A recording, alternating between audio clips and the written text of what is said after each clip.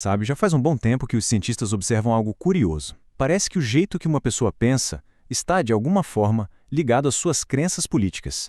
Mas como exatamente? É uma conexão direta ou tem mais coisa aí no meio? Hoje, a gente vai mergulhar fundo em um estudo fascinante que usa genética para tentar responder essa pergunta. A grande questão que fica é essa: será que a capacidade cognitiva de alguém molda diretamente as suas visões políticas? Ou será que essa ligação que a gente observa é só uma coincidência que pode ser explicada por outros fatores? É para tentar separar esses fios que este estudo foi desenhado. Para a gente conseguir desvendar essa questão, vamos seguir um mapa bem claro. Primeiro, vamos entender a conexão que já foi observada. Depois, a gente entra no grande desafio, o que é só correlação e o que pode ser causa. Aí vamos ver um método super inovador do estudo, os resultados e, claro, o que tudo isso significa na prática. Então vamos começar pelo que já se sabia. Há décadas a ciência vem notando uma ligação consistente entre cognição e visões de mundo políticas. E quando se junta todos os dados, um padrão bem interessante começa a aparecer. Este gráfico aqui mostra o resultado de meta-análises, que são estudos que combinam os resultados de várias outras pesquisas. E o que eles mostram é uma correlação negativa bem consistente entre QI e certas atitudes de direita. Ou seja, quanto maior a pontuação nos testes de inteligência, menor a tendência ao autoritarismo e ao etnocentrismo. A ligação com o conservadorismo geral é um pouco mais fraca, mas ainda aparece. E é aqui que a gente chega no ponto central da discussão. Só porque duas coisas acontecem juntas, não quer dizer que uma causa a outra. Será que não tem outros fatores influenciando tudo isso? Basicamente, existem duas grandes hipóteses na mesa. A primeira é que a inteligência tem um efeito direto, causal. Ela muda o jeito como a gente processa as informações políticas. A segunda hipótese é que essa ligação é indireta, talvez causada por um terceiro fator que influencia as duas coisas. E é exatamente isso que o estudo se propôs a testar. E quem seriam esses possíveis terceiros fatores? Bom, estamos falando de coisas como o ambiente familiar em que a pessoa cresceu, sabe? O nível de educação que ela alcançou, a renda, até mesmo os grupos sociais com quem convive. Todos esses elementos podem estar ligados tanto à inteligência quanto às visões políticas, e é isso que deixa o cenário tão complexo. Então, como é que se isola o efeito da inteligência no meio de toda essa complexidade? É aqui que a metodologia deste estudo fica, assim, genial. Vamos dar uma olhada em como eles fizeram isso.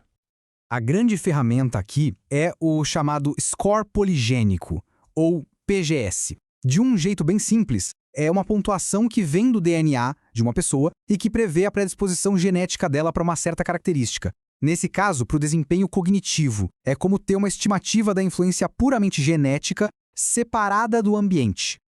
O estudo usou uma abordagem super engenhosa, com 3 camadas. Primeiro, ao comparar irmãos, eles controlaram o efeito do ambiente familiar que é compartilhado. Depois, ao incluir pessoas que foram adotadas, eles separaram os genes do ambiente de criação. E por último, usando os scores poligênicos, eles conseguiram isolar aquela variação genética aleatória que um filho herda dos pais, o componente genético puro, que não é compartilhado.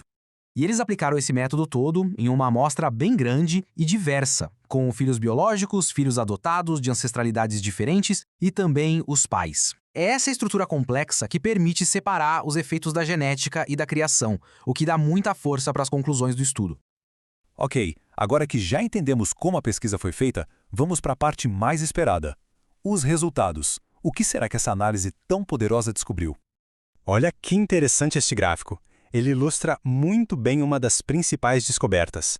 Tanto o QI que foi medido diretamente, o fenotípico, quanto o QI previsto só pela genética, o genotípico, mostraram uma ligação forte com a redução do autoritarismo. E o mais incrível, a previsão que se baseia puramente na genética parece ter um efeito ainda mais forte.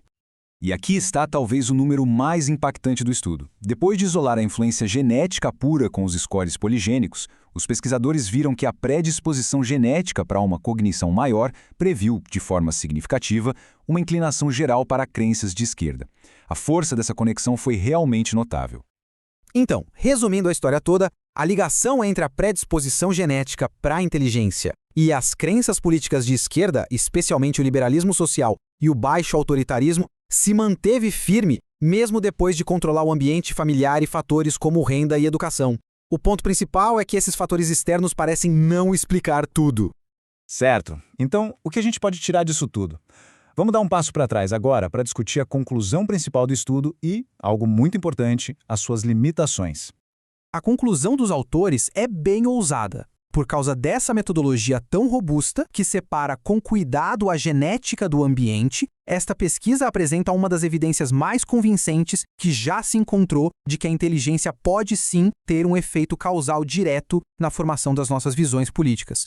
Mas os próprios pesquisadores fazem questão de destacar algumas ressalvas importantes. Por exemplo, o score genético pode estar capturando alguma outra coisa além da inteligência. O efeito que eles encontraram pode parecer maior do que realmente é por causa de um fenômeno estatístico. E, claro, a amostra de um lugar específico, então os resultados podem não valer para todas as populações do mundo. E este é, talvez, o ponto mais crucial de todos, que os próprios autores destacam. Eles lembram de um princípio fundamental da ciência e da filosofia. Descrever como o mundo é não nos diz como ele deveria ser. Encontrar uma ligação factual não dá nenhum valor moral, não diz o que é certo ou errado em nenhuma visão política. E isso tudo nos deixa com uma pergunta para pensar. Se as predisposições biológicas podem ter um papel, mesmo que pequeno, na forma como se enxerga o mundo político, o que isso significa para a maneira como os debates acontecem? E como se pode tentar entender melhor quem pensa de um jeito tão diferente?